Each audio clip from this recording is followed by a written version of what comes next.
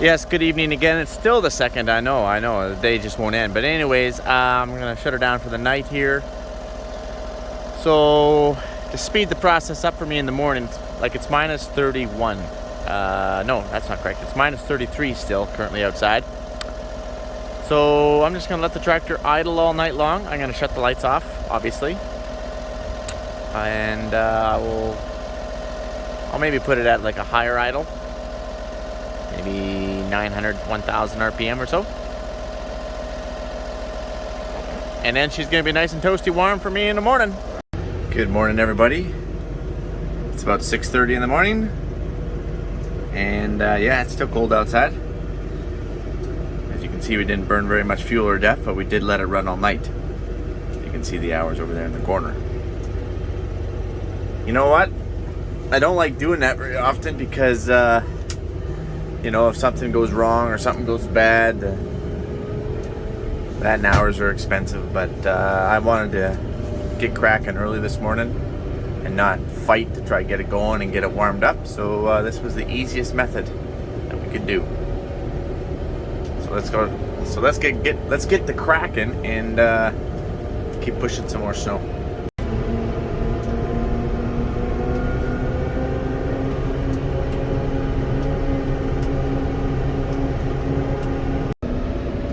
It is chilly out there. It's a minus 42 wind chill. It's a bit of a wind. So our goal here is, I was digging out the semi there last night, and I was actually going to try to get it going, but I decided not to because there's got to be warmer days coming.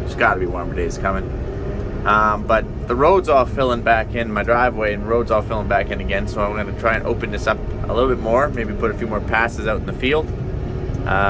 As you can tell here, hold on here.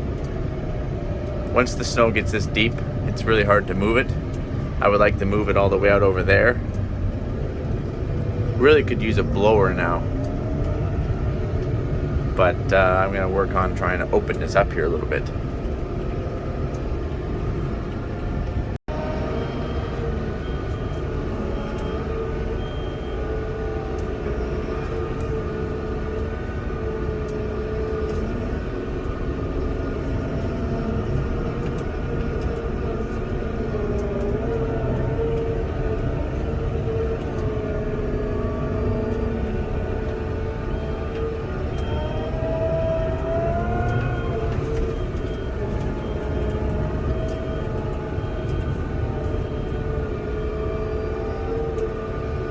Took me a little while to get my loader to move.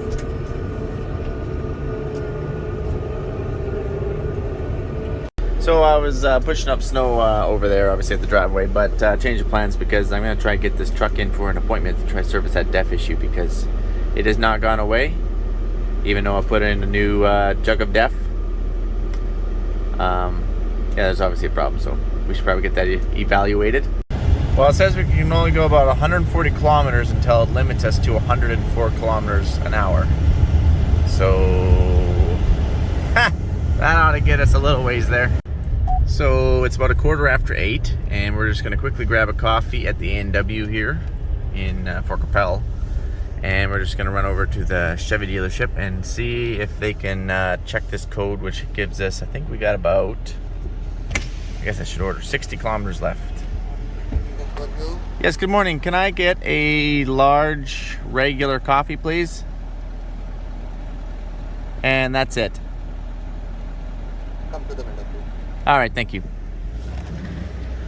So, if they can't do it, because it's last minute, but it is still that they just opened. If they can't hook it on and see what's wrong, then I'll start calling around to Regina.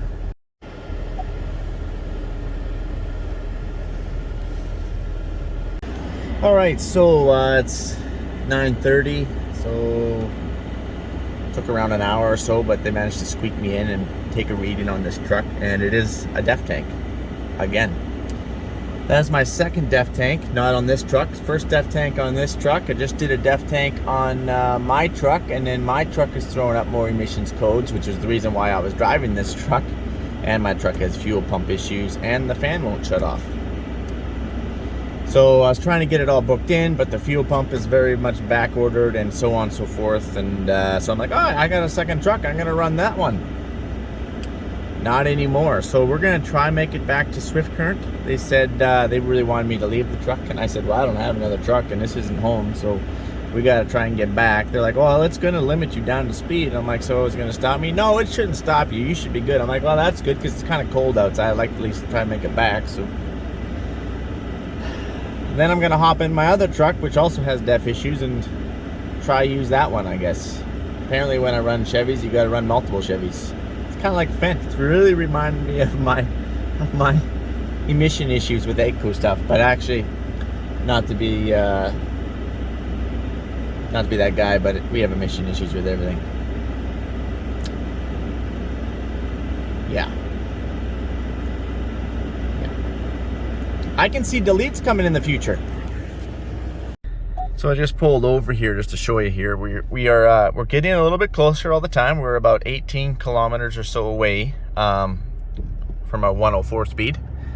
The wind's definitely picking up and the visibility is definitely going down a little bit. And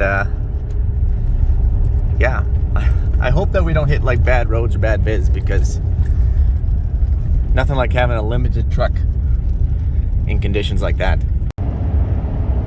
Oh, 0 kilometers. What's it gonna do? What's it gonna do? It's transitioning now. It says transitioning to the 104 speed. So we're not gonna make it very far. 120 kilometers and just drop us down to 80. So this is fun. So now we have to make a choice. I did call Regina, and I talked to one dealership, and they do have a tank as well, but they said that the majority of the times that they got to do tanks, they actually have to leave the truck in overnight because they got to thaw the DEF out, so on and so forth. And I'm like, it's only 10 o'clock in the morning, but so that means I'd be there all day. There goes another day lost, and I would probably have to get a hotel and then get rides to and fro. That doesn't sound awfully fun. Doesn't sound cheap either. But we are still 250 or so kilometers away from Swift, which is our destination we're trying to get to. And the system says that in 116 kilometers, so about half that, it is going to reduce us back down to 88. And they said that it will reduce you back down. At least that's what the guy was telling me. It's going to reduce you again, and the kilometer window is going to get smaller every time. So I don't know these things, but I'm just going by what he's telling me. So if it's 114 this time, yeah, at 88 kilometers, maybe it's only going to be like 50 kilometers. So then now we're getting really tight on a window. And he can't confirm or deny that it might actually just, reduce me right down to 0. So I don't know. I've never been down there. You guys probably have. But it's not super warm outside. So that's very, very unfortunate. Well, we're going to go and we're going to risk it for the Biskers. That's how I roll.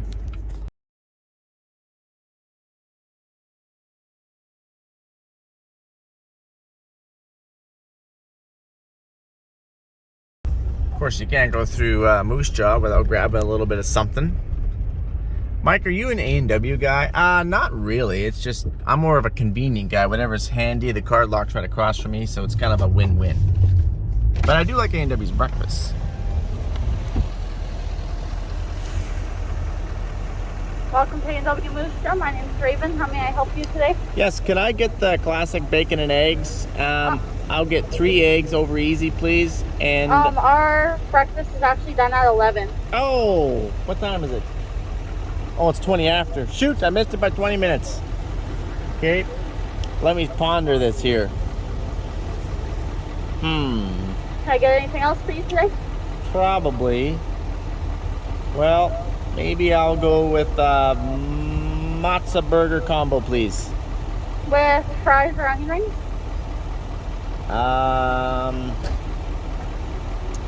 I'll get yam fries, please, and maybe just a bottle of water. All right, anything else for you today? No, that's it. Would you like an apple pie for 99 cents? No, thank you. All right, $12.92 at the window. Okay, thank you. Kidding me? I missed it by 20 minutes. Gosh. I blame my truck. Derated me. That's actually true. That's actually valid. Well, we've been on the road here for a few kilometers, obviously. It is now transitioning us down to 88 kilometers. And now the little DEF system up there in the top right corner is flashing. It wasn't flashing before. So I look forward to seeing what range we're going to get at 88. All right, we now know the range. We have 120 kilometers before it drops us down to 8 kilometers per hour. Better pull over and Google here right away and figure out how many kilometers I got to go in case I got to start. I can walk 8 kilometers an hour. We might be walking yet. See, this guy's having a rough go. Excuse me, sir, do you got DEF in there? It's most likely got a DEF issue. But the roads are starting to get a little bit messy.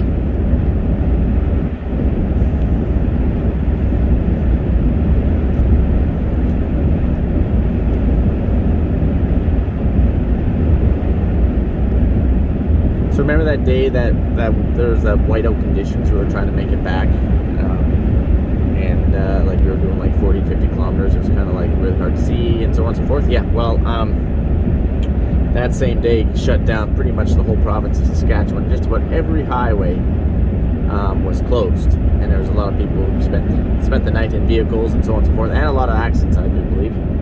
So I was driving along here. Of course, I'm only doing about 88 kilometers, so you kind of get to know your surroundings really well. And I noticed there had been an accident that was somewhat cleaned up on this highway, the Trans-Canada. And there was an engine. There was just literally a small engine, must have been out of a truck or a car, laying in the ditch. Just an engine, just a lone engine. Nothing else around. There was no other debris, just an engine. And I wish that I would have been thinking and I could have pulled over and took a shot of it or a video or something.